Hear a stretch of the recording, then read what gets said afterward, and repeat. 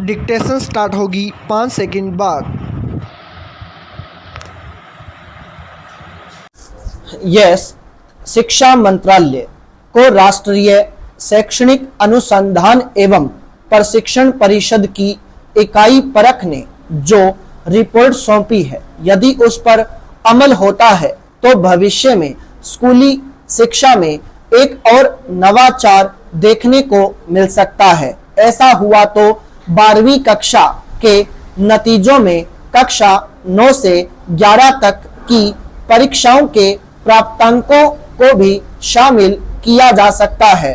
तर्क यह दिया जा रहा है कि बच्चों के 12वीं के नतीजों में इससे पूर्व की 3 कक्षाओं में की गई मेहनत भी दिखनी चाहिए। वहीं शिक्षा मंत्रालय ने 6ठी से 8वीं कक्षा तक बैगलेस डे की गाइडलाइन भी जारी कर दी है, जिसके तहत साल में कोई भी 10 बैगलेस डे में पढ़ाई की जगह विद्यार्थियों को वोकेशनल एक्सपर्ट के साथ इंटर्नशिप करनी होगी।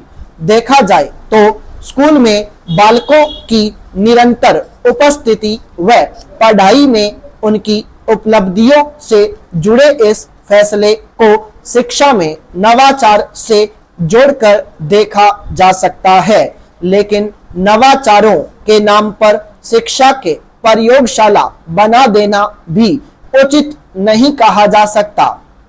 अब तक के अनुभव बताते हैं कि कभी परीक्षा प्रणाली तो कभी पाठ्यक्रमों में बदलाव की बातें होती रही हैं, तो कभी बच्चों को परीक्षाओं के जाल से मुक्त करने की। लेकिन कहीं इन प्रयासों में राजनीति शुरू हो जाती है तो कहीं शुरू किए गए प्रयागों पर अमल या तो हो ही नहीं पाता या फिर आधा अधूरा होकर रह जाता है।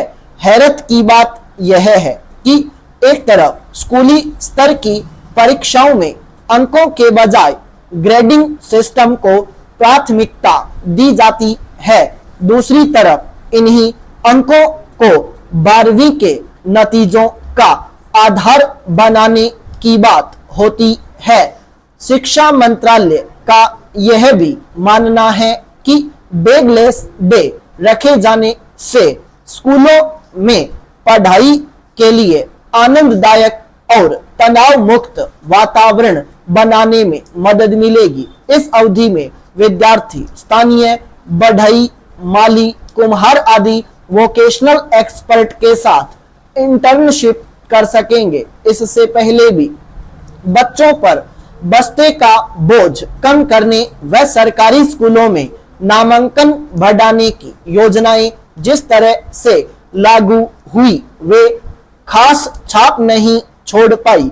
बच्चों को व्यावसायिक शिक्षा देने का विचार भी नया नहीं है। 70 और 80 के दशक में भी स्कूलों में बच्चों को रोजगारोन्मुख शिक्षा दी जाती थी, लेकिन काफी संसाधन जोंकने के बावजूद यह योजना भी बहुत उपयोगी परिणाम देने में नाकाम ही रही। बार बार बदलाव के बजाय ऐसी शिक्षण व्यवस्था लागू होनी चाहिए जो खेल खेल में पढ़ाई के साथ बच्चों की बुनियाद को मजबूत कर सके। उन क्षेत्रों में जहां संसाधनों की कमी है वहां तो बुनियाद की इस मजबूती की तरफ विशेष ध्यान देना ही होगा। पाई पैरा चेंज। पिछले दिनों दिल्ली के एक कोचिंग संस्थान में पानी भरने से 3 विद्यार्थियों की मौत से पूरे देश में कोहराम मच गया है। यह हादसा गंभीर चिंता का विषय है और भविष्य में इससे भी भयंकर त्रासदियों को लेकर आगाह भी कर रहा है। ये मौतें दिल्ली में हुई हैं, इसलिए सभी का ध्यान आकृष्ट हो गया और कारणों पर चिंतन बहस भी प्रारंभ हो गई।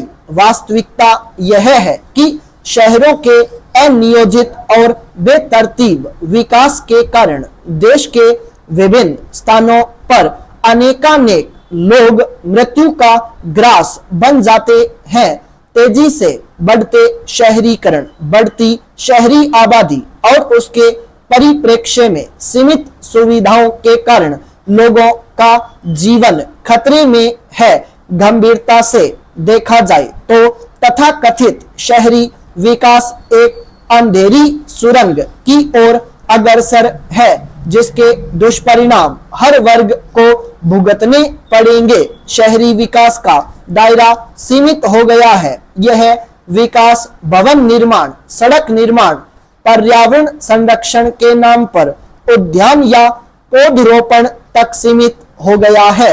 यह विकास कहीं भी रहवासियों के लिए सुकून नहीं दे रहा। वैसे वे भी इस विनाशोन्मुखी कवायद के बराबर के हिस्सेदार हैं, क्योंकि नियम कानून की अवहेलना करने में उन्हें भी गौरव की अनुभूति मिलती है।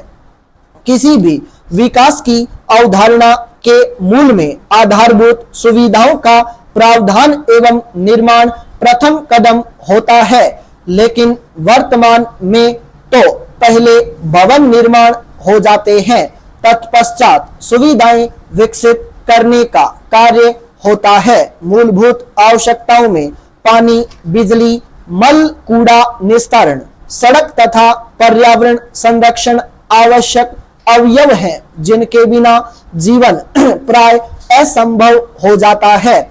मुश्किल यह है कि विकासकर्ताओं की प्राथमिकता आवासीय या व्यावसायिक निर्माण रहता है, क्योंकि इससे राजस्व जुड़ा हुआ है। दुर्भाग्यवश आवश्यक सुविधाओं का विकास अलग अलग किया जाता है। समन्वय के लिए उत्तरदायी नगरीय निकाय समस्त कार्यों को निजी क्षेत्र के भरोसे छोड़कर मुक्त हो जाते हैं। यह भी सही है कि अधिकारों के प्रति जागरूकता तो शैक्षिक स्तर के उन्नयन के साथ बढ़ती जा रही है, लेकिन कर्तव्यों से अब भी अधिसंख्यक जनता विमुख ही है। पाई पैरा चेंज। दिल्ली की घटना की प्रथम दृष्टया रिपोर्ट में तल घर में पानी भरने के लिए मुख्य रूप से जल निकासी की व्यवस्था न होने को दोषी पाया गया है।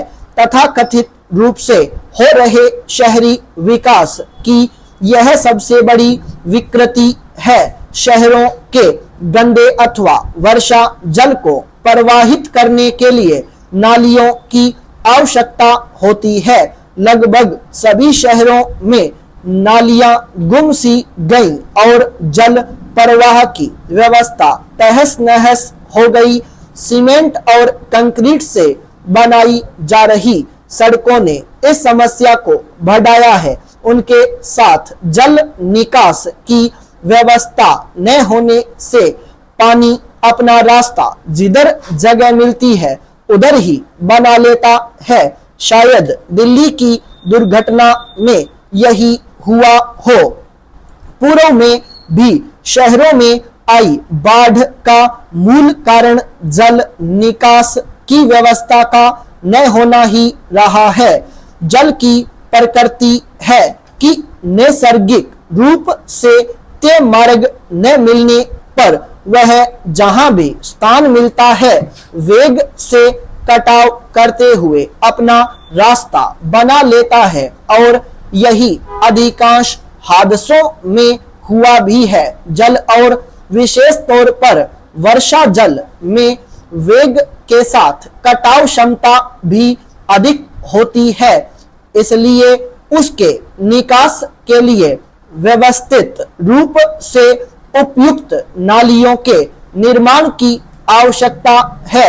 इसका एक अभिनव उदाहरण है सन 2000 के आसपास ठाणे, कल्याण, नागपुर के नगरीय प्रशासन द्वारा सड़क निर्माण को समेकित रूप से क्रियान्वित किया गया, जिसमें आवश्यकतानुरूप वर्षा जल निकासी एवं संग्रहण की व्यवस्था की गई। परिणाम स्वरूप सड़क काफी लंबी अवधि तक यथावत बनी रही और जल भराव नहीं हुआ। नालियों या दूसरे जल निकास मार्गों के लुप्त होने में नगरीय नियोजन एवं प्रशासन की लापरवाही प्रमुख कारण है। स्टॉप।